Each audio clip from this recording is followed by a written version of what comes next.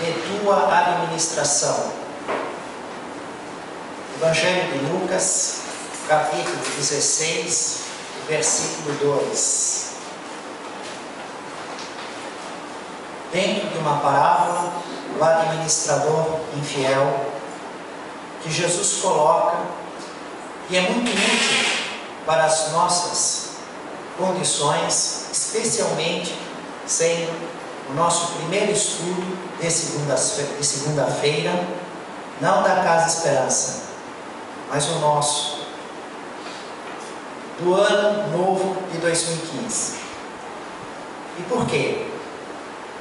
É natural que na virada do ano, terminando o ano velho, 2014, iniciando o ano novo, 2015, o homem realize um balanço do que ocorreu, do que tinha planejado, das coisas que deram certas, do que era um projeto de se realizar e não aconteceu, as surpresas, as desilusões, uma espécie de contas, de prestação de contas na própria consciência. E também é um momento em que realizamos os projetos para o ano que se inicia. Vou casar, vou separar, vou estudar, vou me formar, vou trocar de emprego, vou conhecer Paris, né? Uma série de desafios em vários campos da vida, e a criatura então realiza um projeto. Essa fase de transição entre um ano e outro coloca a criatura numa espécie de estágio, essa prestação de contas que naturalmente fazemos na virada do ano. Eventualmente, durante o ano, também fazemos esse balanço em certos momentos, às vezes na partida de um ente querido, numa mudança muito forte na condição da vida da pessoa. São circunstâncias também que levam a pessoa a entrar num recolhimento e na própria consciência levantar tudo o que aconteceu, que falou, que não falou, que deixou de dizer, que poderia ter dito, ter feito. O momento da morte, da lei natural, é o grande momento de prestações de contas, em que o Senhor nos chama, vem prestar contas. Mas a passagem de ano é algo que todos nós fazemos naturalmente em virtude da mudança do calendário, das festas, nos leva de modo nem percebemos, mas fazemos essa retrospectiva. Bom, e Jesus compõe uma parábola a respeito desta prestação de contas, desta condição que vamos vivendo, especialmente na Terra, um planeta de provas e expiações, em que há uma mistura do bem com o mal, e que normalmente as criaturas possuem imperfeições morais, possuem uma parcela de ignorância, possuem certas virtudes e possuem uma certa parcela de sabedoria espiritual. Então, em tudo aquilo que ela participa, existe uma mistura de erro com acerto. E todas as coisas nos são emprestadas. Quem é o dono da Terra? Quem é o dono do Sol? Quem é o dono dos outros planetas do Sistema Solar? Quem é o dono dos outros sistemas que estão na constelação de Hércules, onde vivemos? Quem é o dono de todos os sistemas que estão na Via Láctea e nas outras galáxias? E o material da Terra, os nossos corpos? Tudo isso, se tem um dono e um único dono, passa a ser empréstimo das criaturas. Nós, os seres inteligentes, estamos inseridos no processo evolutivo. Ora, Se estamos evoluindo numa mistura de erros e acertos, de sabedoria e ignorância, e tudo é um empréstimo, o corpo, o tempo, o amigo, o planeta, fazemos erros, fazemos acertos em relação a esse empréstimo. Ou seja, estamos sendo fiéis e infiéis na administração desse depósito temporário. E qual é a nossa realidade? O que pode ser mudado? É possível a criatura de um momento para o outro, em nossa condição evolutiva aqui na Terra, dizer assim: agora eu vou realmente fazer minha reforma íntima, Jesus é o meu modelo, meu guia, e eu não cometerei mais nenhum erro, vou evoluir só no acerto. Quem de nós consegue executar esse projeto? Como? Séculos, milênios de vivência em erros, instalados no perispírito, gerando tendências dentro da nossa indiferença conosco mesmo. Quem vence esse desafio? Vou começar a fazer a natação, não sei nem nadar, fico lá na pitangueira, no guarda-sol, né? Lendo, andando, não sei nem nadar. E aí estabelecesse o projeto, que ia ser tirar uma medalha olímpica, pelo menos um bronze. Qual é a possibilidade de executar isso no curto prazo? Metas inexequíveis, saltos evolutivos. Então, pensando nessa condição daquelas criaturas que o seguiam, que seguiam Jesus, que estavam aprendendo a boa nova e que de certo modo é a nossa, que estamos olhando a boa notícia, o Evangelho, Jesus sendo o único Espírito que conquistou a perfeição relativa da criatura, com presença espiritual na terra, o seu próprio testemunho: só eu conheço Deus. Sendo governador espiritual do planeta, como nos ensina o Espírito Emmanuel através da produção mediúnica de Chico Xavier no livro A Caminho da Luz.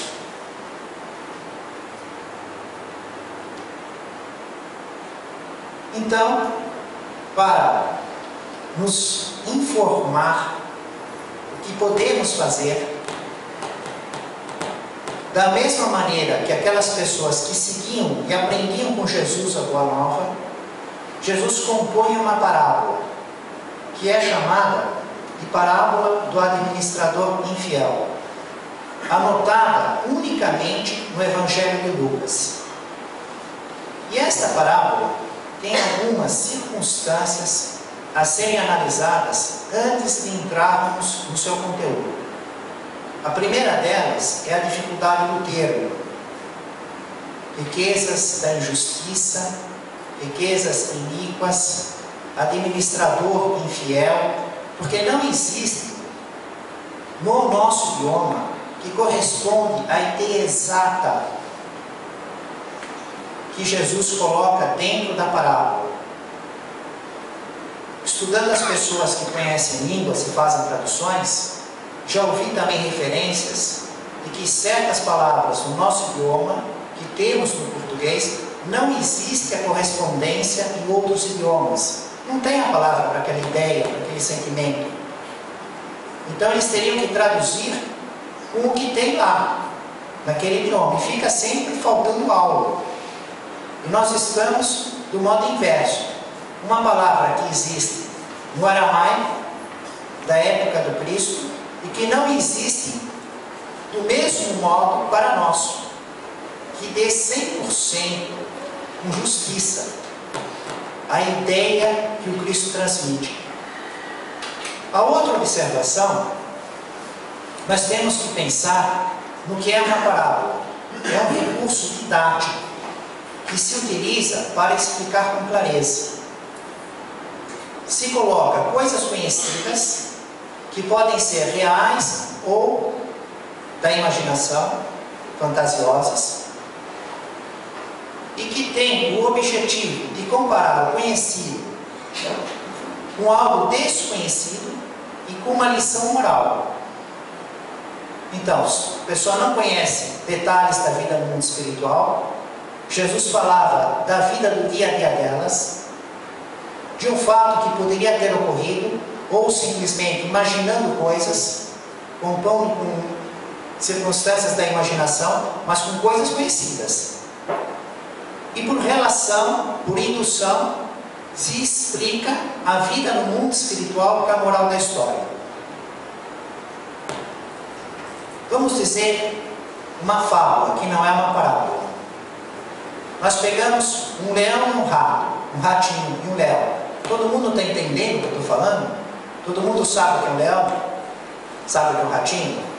E o leão vê o ratinho passando, com uma única unha, ele prendesse o rabo do ratinho. O ratinho fica desesperado, querendo correr lá, e o leão com uma unha só, daquelas garras. Aí ele levanta, pega a mão do ratinho assim, vai trazendo para a boca, e o ratinho desesperado implora, falando: Senhor rei, por favor, Senhor rei dos animais, não me coma, que vai ser eu? Você de qualquer jeito vai ter que ir atrás de uma zebra, de um animal. Imagina, se alimentar com um ratinho não vai ser suficiente para o almoço do rei dos animais. E o rei dentro dele fica pensando: e o ratinho: eu prometo que te ajudo um dia, vamos ser amigos. E o rei fica pensando no seu orgulho: como ele vai poder me ajudar um dia? Isso é uma fábula, animais não falam. Nem um leão ia fazer isso. Pegar aqui, levantar. Só estamos falando de coisas conhecidas. E aí, o leão, mesmo sem se convencer, sem imaginar como aquilo seria possível, solta um ratinho. Dias mais tarde, ele é capturado numa rede de um caçador. Ele entra no espaço, a rede fecha, sobe na corda e ele fica lá pendurado, exposto. Aparece o ratinho, vai lá na rede, rói a rede, abre um rombo na rede, o leão escapa por aquele buraco. A solidariedade de amigos. Então eu só falei coisas conhecidas. A interpretação tem que levar em consideração que é uma fábula. E na fábula os animais falam. Se alguém ouvisse isso e dissesse: olha, eu fui lá no centro espírita, e lá realmente é casa de louco, não todo mundo reconhece. O cara falava que os animais falavam, o leão falou com o rato, o rato falou. Estávamos estudando uma fábula, e aí é permitido. Na parábola tem outro aspecto. Temos que ver qual é a parte dela que interessa, aonde está a lição moral. Não é cada trecho, cada linha dela. Olha aquela parte colocada na parábola, aquilo é lição moral. Olha a outra, aquilo é lição moral. Não. É que nem comer, tem que aprender a comer. Você vai na casa, foi convidado por um amigo, foi lá. Chega lá na casa da pessoa, ela te põe um pratinho com morangos com chantilly. Espetáculo, né? Aí pode comer tudo, morango com chantilly. Aí depois ela te serve um outro que tem um abacaxi que tirou todo o conteúdo, tem só a casca do abacaxi, aquela parte. Um palito, melão, presunto parmo e uma cerejinha, um palito assim. Espetado na casca. Né? O que você tem que fazer? Pegar o palito, está apoiado, aquela casca é um enfeite, é o que sustenta. Pega o palito, aí come um melão, presunto parmo, uma cerejinha, ainda mais numa noite quente como essa. Um melão com presunto parmo, olha que espetáculo. E a casca? Imagina a pessoa: fui lá, fulano me convidou, como me tratou mal, o cara é louco, ele me deu casca de abacaxi para comer. Tem que entender qual é a parte que está o fundo moral que é visado. Na parábola do administrador infiel, isso faz muita diferença. Mas, em outras parábolas, também poderia fazer. É que, de automático, nós passamos por ela. Por exemplo, da mulher que tem 10 dracmas e ela perde uma dracma na sua casa. Aí ela tem que acender o aparelho para procurar, porque não tem a luz. Sem o botão acende a luz. Na época do Cristo, ele compondo a parábola. Quanto custa acender a iluminação? O azeite da época. Aqui nós nem lembramos que pagamos a conta elétrica. Só quando ela chega, olha quanto gastou, tá? Né? Acender o óleo naquela época, óleo de oliva, acender. Aí ela vai varrer a casa para procurar, não é os pisos que nós temos hoje. É a mesma coisa que dizer que alguém perdeu uma moeda de 10 centavos, R$1, um valor muito pequeno, lá na praia da Enseada, ou das Pitangueiras, e ele vai passar protetor solar 50 no corpo para andar nesse sol, para procurar aquela moeda. E depois que ela encontra, que ela varre a casa toda, porque é aquele piso irregular, não é hoje que temos o piso bonitinho, limpinho das nossas casas, né? Ela acha a moeda, ela vai falar para a vizinha, convidar as amigas para fazer uma festa, para comemorar. Havia aí, quando Jesus compõe essa parábola, não é o caso de uma mulher louca, nem mesquinha. É possível olhar para a parábola e dizer assim, nossa, como essa mulher gostava de dinheiro. Ela não aceitava perder uma dracma. Se alguém estiver fazendo isso nas Pitangueiras ou na Enseada, olhando toda a areia com rastela de ponta a ponta, você saiu 8 da manhã, desceu na praia, ele estava lá, subiu 8 da noite, ele estava para achar R$1, o que você pensa dele? Então, quando Jesus compõe essa parábola, ele estava mostrando que Deus era misericordioso, que ele não aceitava perder nenhum dos seus filhos, que aquela mulher foi com tudo, não olhou nada para achar uma dracma, mesmo tendo 10, e ficando com as outras 9. E a parábola da ovelha desgarrada, a ovelha perdida, o homem, o pastor que tem 100 ovelhas, aonde que eles pastoreiam? Está lá na imagem do mural da Casa Esperança. Eu comprei lá em Israel. Está o campo de Belém, aquele gramadinho verde, Belém, está lá, aonde pastoreiam as ovelhas. E Jesus disse que ele tinha 100 e uma se desgarrou. E ele deixa 99 no deserto, não no campo de Belém. Mas quem ficava no deserto naquela época? O bode expiatório. O grande dia do perdão na festa dos judeus. 2 bodes. Um que era o sacrifício para pagar os pecados do povo. O sangue ia ser aspergido. O único dia em que o sumo sacerdote podia entrar no lugar, o santo dos santos, ainda com uma corda amarrada no pé, esticada, porque ninguém podia entrar lá. Passava pelo véu, lá estava a arca da aliança, na época do Cristo a tampa, porque já tinha sumido, o maná do deserto, ele ia jogar sangue. Se ele morresse lá, eles puxavam o corpo, porque ninguém podia entrar lá. Se ele morresse nesse lugar, o sumo sacerdote, eles puxavam o corpo para fora. E o outro bode ficava no deserto para morrer. Mas o homem tinha 100 ovelhas e deixar 99 no deserto. Elas que ficaram com o pastor, que ouviram sua voz, que foram doces. E ali se desgarrou a desobediente, que teve mau comportamento, ele foi atrás. E trouxe carregando nos ombros. Então, quem lê errado, quem quer diz, eu fui maltratado porque me deram casca de abacaxi, diz, fazer o bem não vale a pena. Nós ficamos aqui, somos as ovelhinhas comportadas. Ficamos no perigo do deserto, onde morre o bode expiatório, onde tem predadores, podemos se dispersar. E quem fez o mal, veio carregado nos ombros. Ele pega a ovelha e traz nos ombros, na composição da parábola de Jesus. cairia num absurdo. É necessário entender o fundo moral. Jesus estava cercado das pessoas de má vida, dos pecadores, segundo o ponto de vista dos fariseus, dos escribas, dos rigorosos observadores da lei, e ele quis mostrar que para Deus ninguém está perdido. Deus vai ao encalço de todos. Ele deu relevo num fundamento moral. Não é para pegar cada parte, mas como é que pode deixar 99 ovelhas no deserto? Como é que pode tratar bem um animal que fez a coisa errada? E o animal que fez a coisa certa fica abandonado. São coisas que na nossa vida não fazemos assim. Mas isso exatamente cria um contraste tão forte.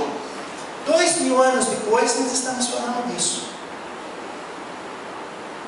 E eternamente isso estará em nossos corações, esse ensino moral. E essa parábola do administrador infiel, o motivo do nosso estudo desta noite, é um homem rico que tinha propriedades. Então ele tinha um administrador das propriedades. Ele arrendava o terreno, a pessoa produzia e pagava com a produção. E naquela época em que Jesus compõe a parábola, ele compõe com a produção do trigo e do óleo, do azeite, do óleo. Bom, aí o que acontece? O senhor rico, que é o proprietário, recebe denúncias que o seu administrador é infiel, está desperdiçando as suas coisas. Ora, quem de nós é completista? Quem de nós recebe um corpo para fazer uma viagem do berço ao túmulo e utiliza um tempo adequado? Completista é um termo criado pelos Espíritos, que está na produção mediúnica de Chico Xavier, que o Espírito André Luiz nos traz. Fazemos um projeto de viver 80 anos, e vivemos 80 anos. Não erramos na alimentação, na bebida, não fuma, na exposição do sol, nas emoções que destroem a vida útil do corpo, estresse, angústia, depressão, inveja, ciúmes, paixões. Ok? Logo, desperdiçamos, somos infiéis, são as riquezas da iniquidade. Isso é a nossa faixa evolutiva. Mas não existe um termo. O termo exato que daria do aramaico para o português não existe. Então nós vamos falando assim: administrador, riquezas da iniquidade, infiel, desperdício. O que temos para procurar entender? Mas o proprietário, o dono da propriedade, recebe a denúncia. Olha, o teu administrador está desperdiçando o teu patrimônio com aqueles que são arrendatados. Então o proprietário chama o administrador e diz assim: que ouço falar de você, já não podes mais administrar, ou seja, ele está desempregado. Presta as contas, tem que entregar as contas. Aí o que ele faz? Ele fica pensando, este administrador, lembra da casca do abacaxi, lembra das ovelhas, não pode pegar cada parte e querer tirar a lição moral daquilo. Entra no absurdo. Tem que ver o que o Cristo quer trazer de objetivo moral. Então o administrador fica pensando assim: nossa, e agora? Esse emprego maravilhoso que eu tinha, essa mordomia, eu era administrador, um homem riquíssimo, que vida boa que eu tinha, não tenho mais esse emprego. Então, o que eu vou fazer da vida? Cavar. Com a minha idade, vou cavar? Não aguento. Bom, se eu não tenho mais um emprego e também não aguento cavar, a única circunstância é mendigar, viver de esmolas. E ficou pensando consigo mesmo: tenho muita vergonha. Aí ele teve uma ideia: não, mas eu preciso me defender, eu preciso ter amigos que me recebam na sua casa. Eu não posso cair a esse ponto, nem cavar nem mendigar. Então ele procurou os proprietários, o proprietário da terra do óleo, da oliva, e o proprietário da terra do trigo, e negociou com eles. Chegou com ele e falou: quanto você me deve mesmo? Ele falou: eu estou devendo 100 barris de óleo. O acerto do negócio: a terra está aqui, você produz tanto para você, tanto para mim, você fica com risco. Existe todo um estudo de como é que isso acontecia naquela época. Esse contrato entre o proprietário e o arrendatário, as partes envolvidas. Então, esse administrador falou: bom, você deve 100? Está aqui, ó. Escreve, você vai dever só 50. Metade da dívida estava zerada. Só 50. Eu vou levar lá para o meu patrão. Você deve só 50. Você produz 50. E esses 50 que eu estou combinando com você aqui, você ficou desconto. Né? Imagina essa pessoa falando: puxa, mas que legal, que homem maravilhoso. Esse administrador, para ele, para esse arrendatário que tinha que pagar os 100 barris e agora só precisa pagar 50, aí ele foi no de trigo e fez algo semelhante. Quanto você me deve? 100 coros. Eram medidas secas e medidas de líquidos, que usavam as traduções. E ele disse: então está aqui, você vai pagar só 80. Até existe um estudo que mostra que possivelmente era o mesmo valor em espécie. Tirou em quantidades diferentes, mas sempre deu o mesmo desconto. Nenhum ganhou um desconto maior do que o outro. Tiveram todos o mesmo desconto financeiro. Né? Se representasse 1.000, deu desconto de 500, metade. Outro 400, deu desconto de 200. Ele teria feito algo assim, mas que não influi. O que influi é que ele ficou muito bem visto, muito querido pelo proprietário do trigo, das terras do trigo, e pelo arrendatário do trigo e pelo arrendatário do óleo. E aí o patrão, veja que interessante a composição dessa parábola. No início, ele disse: que ouço falar de você, dizem que você desperdiça. E depois, mais para frente, o patrão está falando, está elogiando até, ele está falando assim: fazei amigos com as riquezas da iniquidade, a fim de que quando vos faltarem, eles vos recebam em penas eternas. O patrão elogia a sagacidade, a astúcia dele para fazer amigos e não ter aquela queda de vida que ele teria. Jesus compõe a parábola com um elogio. Nossa, você foi esperto, né? Você foi... Emmanuel até faz um comentário, né? Estaria elogiando o ladrão inteligente? Evidentemente não, porque ele já administrava mal e depois ainda rouba mais, recebe um elogio do dono da terra. Mas aquelas ovelhas que estavam bem comportadas e que foram abandonadas, aquela dracma perdida, aquela mulher que vai no encalço, então tem que saber tirar a parte moral. E o que Jesus ressalta aí é a necessidade de, com as riquezas da iniquidade, nós que somos administradores, que desperdiçamos o que não é nos depositado, ou seja, nós não vamos ser contentistas, nenhum de nós, muito remoto. Mesmo assim, com o tempo que viver, vamos fazer amigos, para que nos recebam no futuro. Nós não vamos conseguir usar com nota 10 nenhum dos nossos depósitos. O nosso relacionamento com pais, com filhos, com o cônjuge, com a doutrina espírita cristã, com o evangelho, com o nosso anjo da guarda, com os nossos amigos. Aonde nós vamos tirar um 10? Tirar, parabéns. Existem alguns irmãos como vemos Chico Xavier, né, que nos parece realmente que, se não tirou, esteve muito próximo. Mas, de modo geral, nas nossas vidas, nós estamos vivendo dentro desta nossa realidade. e fizemos nós mesmos assim por hora. Nossa condição evolutiva de viver desperdiçando, sendo infiel, são riquezas da injustiça, da iniquidade. Não são nossas, são tudo empréstimos. Mas não temos competência de 100% adequadamente utilizar esse empréstimo, ser fiel e depositar em 100%. Logo, isso não nos tira, então deixa para lá, não tem o que. Não, tem muito o que fazer.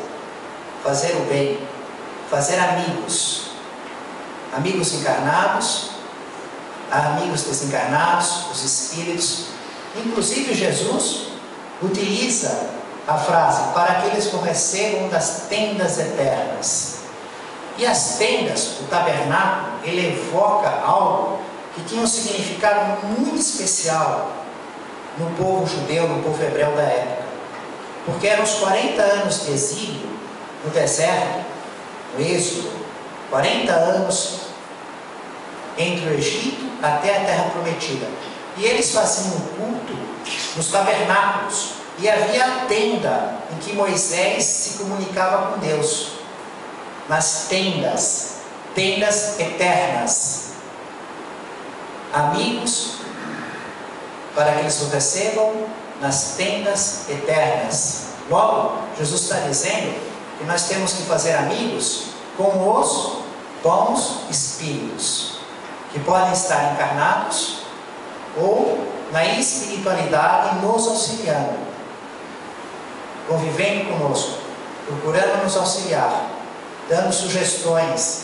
realizando tratamento, preparando circunstâncias para a nossa evolução como espírito. Emmanuel traz no livro Fonte Viva, capítulo 75, a seguinte colocação: na essência, cada homem é servidor do trabalho que realiza na obra do Supremo Pai e, simultaneamente, é administrador, porquanto cada criatura detém possibilidades enormes no plano em que moreja.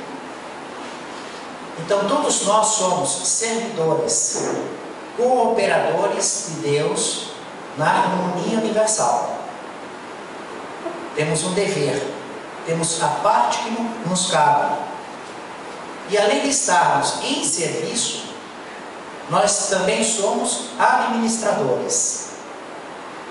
Mordomo do mundo não é somente aquele que encarece os cabelos à frente dos interesses coletivos, nas empresas públicas ou particulares, combatendo o tricasmil a fim de cumprir a missão a que se dedica. Cada inteligência da Terra dará conta dos recursos que lhe foram confiados. Isto é muito preocupante para cada um de nós. Cada inteligência da Terra dará conta dos recursos que lhe foram confiados. Mas é ainda mais preocupante para aqueles que estão à frente dos interesses coletivos. Estão administrando recursos que é do povo, administração pública. É o que está escrito. À frente dos interesses coletivos. Será cobrado com maior grau de responsabilidade. Não é só na administração municipal, estadual e federal. É também, por exemplo, um artista que é famoso, então tem a imagem do que ele faz.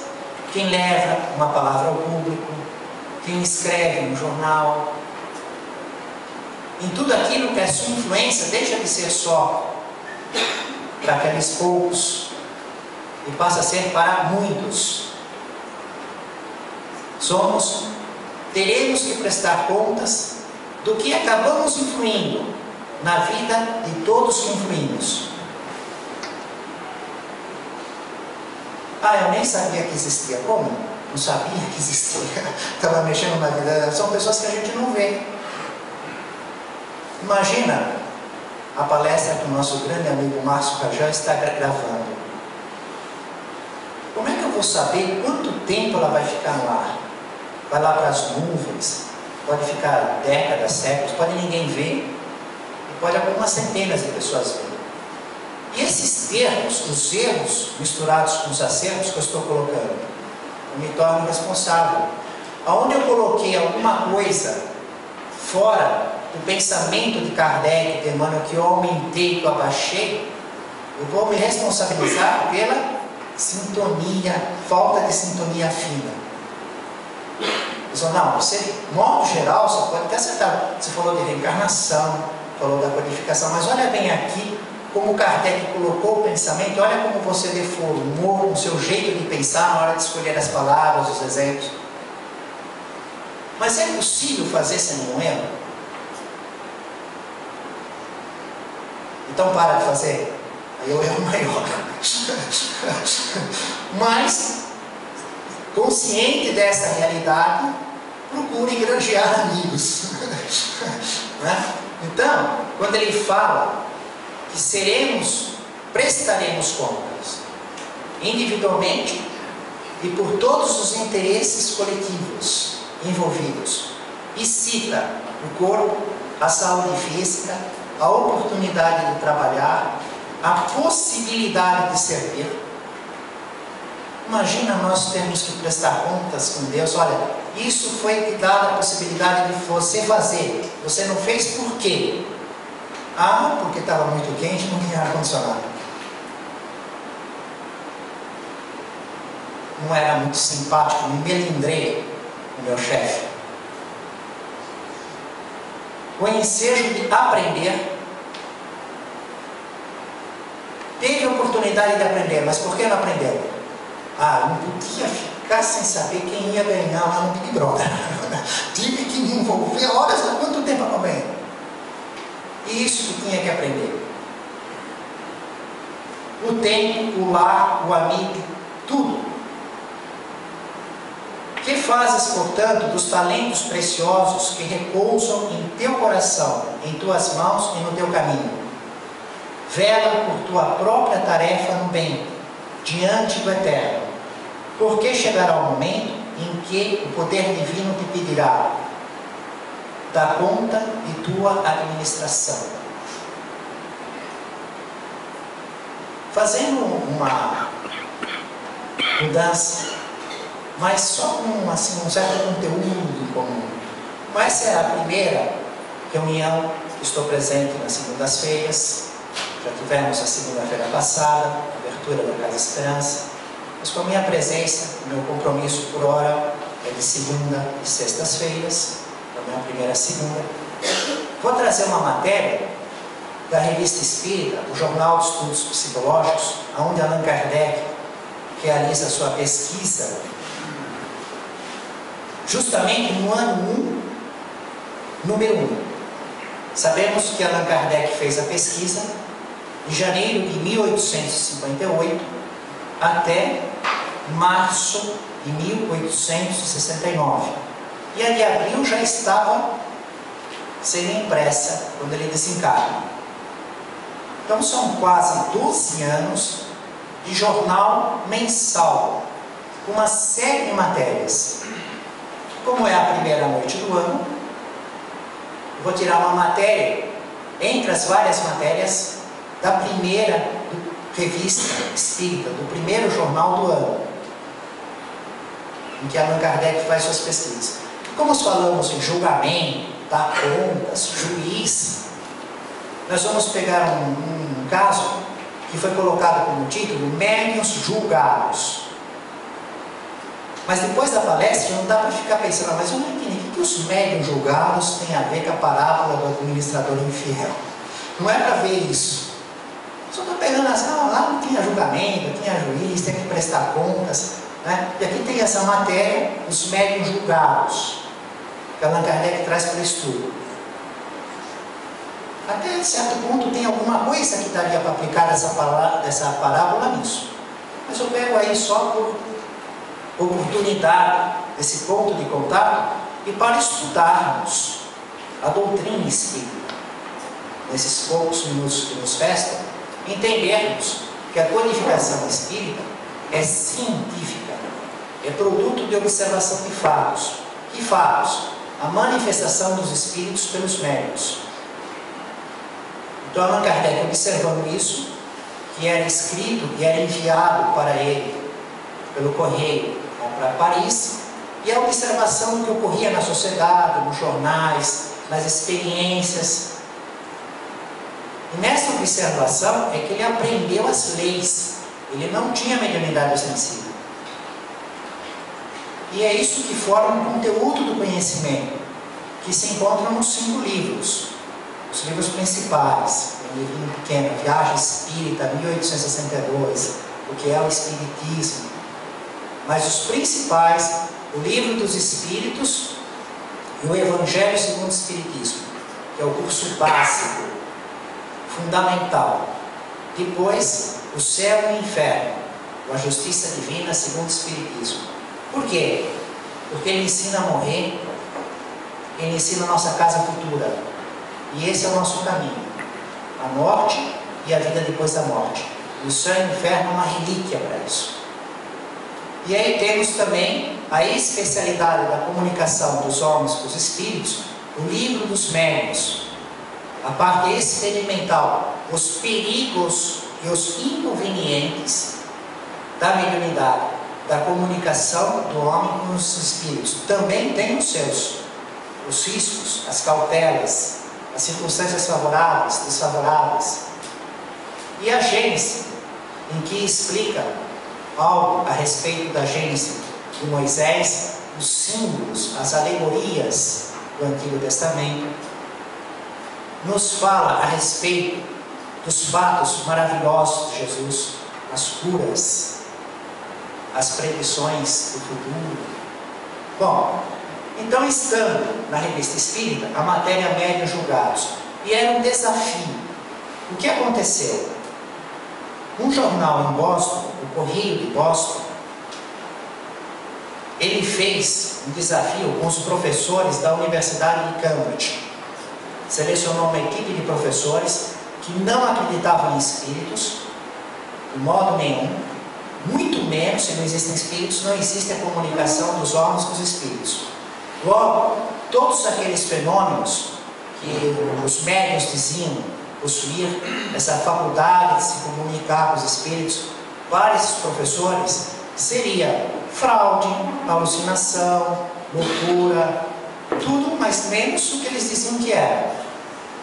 Porque para eles, Universidade de Cambridge, esses professores, doutores selecionados, que iam participar do desafio, lançaram aberto ao público, dia 11 de julho de 1857. Foi o primeiro dia e vários dias depois desse. 11 de julho de 1857. Ora, o Livro dos Espíritos tinha sido publicado 18 de abril de 1857, só com 501 perguntas, não como nós o conhecemos hoje. Então, não tinha Revista Espírita, Livro dos Médiuns, não tinha nada. Né? Esse próprio jornal, que está na primeira edição, ele está falando algo de meses atrás. A Sociedade Científica Americana também publica o que acontece, esse desafio. Eles desafiavam os médiuns a provocar um dos fenômenos e pagavam $500 pela produção dos fenômenos. Há algum tempo, por intermédio do Correio de Boston, havia sido feita uma oferta de $500 a quem quer que, em presença e conforme a vontade de um certo número de professores da Universidade de Cambridge, reproduzisse alguns desses fenômenos misteriosos que os espíritas dizem frequentemente serem produzidos por intermédio de agentes chamados médiuns. O desafio foi aceito pelo Dr. Gardner. Ele dizia que os fatos eram reais, que eram possíveis e que ele faria. E por várias pessoas que se gabavam de estar em comunicação com os espíritos. Os concorrentes reuniram-se no edifício Albion, em Boston.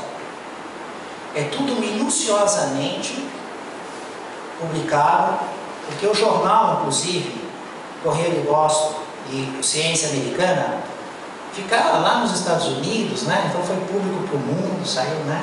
Naquela época, o edifício de Albion em Boston, e na última semana de junho, prontos para a prova de seu poder sobrenatural. Entre eles, a surpresa, notavam-se as senhoritas Fox. Quem são as senhoritas Fox? Aquelas meninas que em Hydesville, em 1848, ouviam aqueles sons estranhos, aqueles ruídos na casa que moravam, sem uma causa para provocar aquilo, até que resolveram fazer uma pergunta e aí obtiveram uma resposta pelas batidas. Acharam aquele estranho e desenvolveram então uma maneira de se comunicar com essa causa invisível. Combinaram um certo alfabeto e essa causa invisível contou a história dela. Eu fui um caixeiro viajante que passei por aqui, que fui assassinado, colocaram meu corpo em tal lugar, construíram uma parede em cima. Imagina combinar com uma causa invisível uma quantidade de batidas, de ruídos, em relação às letras, e depois sair um ditado desse. Isso depois dessa causa invisível ter respondido uma série de perguntas. Quantas pessoas estão nessa casa? Tinha 10, estava 10 batidas. Qual a idade dessa pessoa? 23, estava 23 anos. Chamando a atenção dos vizinhos, dos outros que foram ver aquilo. Elas, as irmãs Fox, tiraram o aparelho e acharam o corpo. Essas médias, elas estavam no desafio lá em Boston, elas foram para lá, estavam no prédio, elas aceitaram. Bom, o que acontece? Ele cita aqui, que eu não vou ler, o nome dos professores. Quem conhece esses professores hoje? Não adianta nada ficar lendo o nome de todos esses professores da Universidade de Cambridge naquela época, né? Falei das Fox, a gente sabe o que é o nome delas, entrou para a história. A comissão declara que o Dr. Gardner não tendo conseguido apresentar um agente ou um médium que, da sala vizinha, revelasse a palavra pedida aos espíritos, que lesse a palavra inglesa escrita numa folha de papel que fora dobrada e posta dentro de um livro, que respondesse a uma pergunta que só as inteligências superiores podem saber, que fizesse tocar o piano sem o tocar, ou movesse uma pequena mesa de um só pé sem o auxílio das mãos. Como se mostrou incapaz de dar à comissão testemunho de um fenômeno que, mesmo com a mais elástica interpretação e a maior boa vontade, pudesse ser considerado como equivalente das provas pedidas, de um fenômeno para cuja produção fosse exigida a intervenção de um espírito, supondo, ou pelo menos implicando tal intervenção, de um fenômeno até aqui desconhecido pela ciência, ou cuja causa não fosse palpável e imediatamente assinalada pela comissão, não tem o direito de exigir do Correio de Boston o pagamento da soma oferecida, de $500. Quer dizer, ninguém conseguiu fazer, tocar o piano, sem coração, sem nada, fazer uma mesa, mexer um pouquinho, saber a palavra que eles escreveram em inglês, dobraram, puseram no livro, ou mover uma mesa que tinha lá. Ninguém fez nada disso. Nenhum dos médicos, que faziam vários fenômenos fora. E Allan Kardec, além de trazer isso daí, foi um fato, ninguém fez mesmo. Disse que em 1848, 10 anos antes, lá na França também fizeram um desafio da Academia de Ciências. A experiência feita nos Estados Unidos em relação aos médicos lembra outra feita na França há cerca de 10 anos, pró ou contra os sonâmbulos lúcidos, isto é, magnetizados. A Academia de Ciências recebeu a incumbência de conferir um prêmio de 2.500 francos ao sensitivo magnético que lesse de olhos vendados. De boa vontade, todos os sonâmbulos fizeram tais exercícios nos salões ou nos palcos. Liam em livros fechados, decifravam uma carta, sentando-se sobre ela ou pondo-a sobre o peito, fechada e bem dobrada. Mas, perante a academia, não leram absolutamente nada, e o prêmio não foi conquistado por ninguém. Ou seja, 10 anos antes de começar tudo, né, daquela modismo que ficou entre os homens se comunicarem com os espíritos, que virou moda justamente por causa das irmãs Fox, que em virtude dessa comunicação com aqueles ruídos, com aquele alfabeto, aquele espírito falando que tinha sido assassinado lá, que o corpo estava lá, que tinha a parede em cima, eles tiraram a parede, acharam o corpo, e aí houve um modismo, correu o mundo inteiro, e Allan Kardec, depois de alguns anos, indo investigar o fenômeno, e aí fazendo suas pesquisas de um modo sério, sem ser divertimento, curiosidade, leviandade, acaba codificando a doutrina. Então, naquela época, 1848, pegaram os sonâmbulos que tinham capacidade de ver à distância.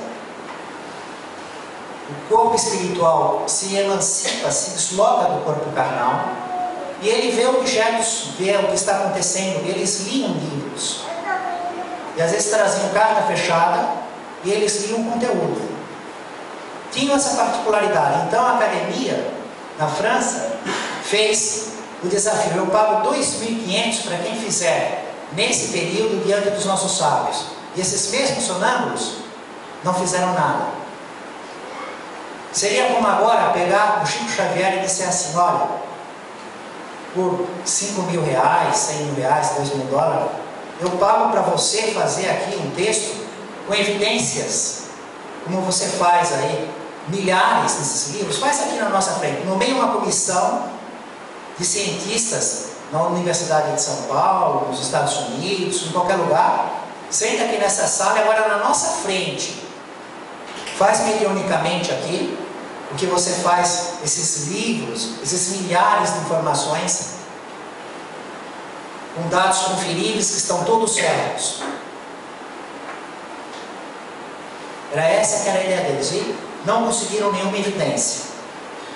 Allan Kardec publica isso, médiuns julgados, ele coloca, porque foi exatamente o título que colocou o jornal. E ele pergunta para os espíritos: pode-se pedir aos espíritos provas materiais de sua existência, de seu poder? Porque na realidade era isso que eles estavam fazendo, né? Eles queriam: vamos ver se espírito existe mesmo, então prova, traz aqui, você leia, então vem aqui, ó, ainda te dou esse dinheiro e ficou desse jeito. E fizeram com as irmãs Fox: ah, foi isso que aconteceu na sua casa? Acharam o corpo, ele que contou, não é que vocês já sabiam? Será que o antigo proprietário não contou para vocês? Vocês inventaram tudo isso? Não foi tudo uma fraude? Então faz aqui conosco, ainda te pagamos 500 dólares. E aí ela não reproduz nada. Toca o piano, move a mesa, fala aqui uma palavra que está escrita aqui nessa folha, só isso. E aí ela não consegue. Era uma questão de provar para a comunidade científica do jeito que a comunidade científica exigia que fosse feita a prova. Então Allan Kardec pergunta: pode-se pedir aos espíritos provas materiais de sua existência, de seu poder? A resposta que dão para Allan Kardec: sem dúvida, podem provocar-se certas manifestações, mas nem todos estão aptos a isso. E muitas vezes aquilo que se pede não se alcança. Eles não se dobram aos caprichos dos homens. Os espíritos, eles também têm a condição, a vaidade, a individualidade, a personalidade, o objetivo deles. Então aquele espírito que foi assassinado, que foi enterrado, que provocou aquele fenômeno, ele queria que soubesse que o antigo proprietário era um assassino e que o corpo dele não foi feito um sepultamento digno. Mas qual era o interesse dele agora, comparecer naqueles homens que se julgavam sábios e ajudar uma médium a receber 500 dólares? Fizeram o mesmo com Jesus. Chegavam para ele: ah, você cura, então me dê um sinal do céu. Dê um sinal, Jesus. Vocês só vão ter o sinal do profeta Jonas. E é um outro estudo. Não cabe nesta noite. Allan Kardec até termina de uma maneira muito interessante. falando que os espíritos, no estudo que ele faz, eles também têm um poder limitado e também têm permissão. Por exemplo, presidente da República do Brasil, hoje, de um, certo? Existe um gabinete do presidente, existe uma escrivaninha, uma poltrona, um lugar, não tem? Isso existe ou não existe? Mas eu posso ir lá entrar a qualquer hora, não existe um sistema de segurança? Vou ter permissão? Não, por quê? Porque existe uma força armada que vai defender. Não, você não tem outra. Agora, pode ser convidado por ela? Ela assiste esse vídeo aí na TV. Fala, vem cá, quero conhecer o espiritismo. Pode ser convidada? Uma pessoa pode receber o convite e ir lá. E é assim a manifestação dos espíritos. Eles estão controlados por Deus. O planeta tem um governo, Jesus. A comunicação é uma lei da natureza. Mas com que objetivo do governador? De que maneira ele permite que essa prova se produza entre os homens? De que modo? Para quê? Para consolar? Para instruir? Para médios fazerem disso profissão? Allan Kardec termina dizendo que o que ele acha mais estranho de tudo é encontrar um médium que tem um fenômeno real e se submeter a uma prova dessa, o objetivo é de ganhar um dinheiro. Ele acha ainda mais estranho do que um cientista que não conhece nada. E na sua ingenuidade, quer provocar uma prova sem conhecer as condições que o fenômeno ocorre, que são adequadas. Mas pode se produzir na lei da natureza, poderia ter a permissão, não é porque eles querem uma condição de prova e aí a lei da natureza impede. Não. Não houve permissão, não houve conveniência para os espíritos produzirem naquelas condições. E na nossa vida comum, quando se insiste, os bons se afastam e se aproximam os maus.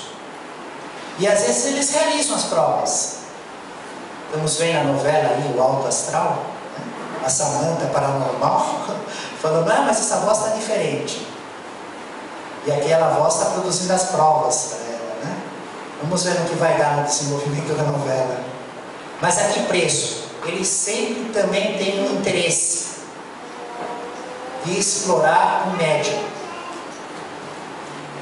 Bom, e todos nós então convivemos com fenômenos ostensivos, ocultos, com o nosso corpo, nossos amigos, nos relacionamos com os espíritos, estamos ocupando um tempo, diante de uma doutrina, uma instituição, somos administradores, somos depositários das riquezas de Deus, chamadas riquezas da iniquidade, da injustiça, desperdiçamos os valores, realizamos a nossa prestação de contas conosco mesmo, voluntariamente.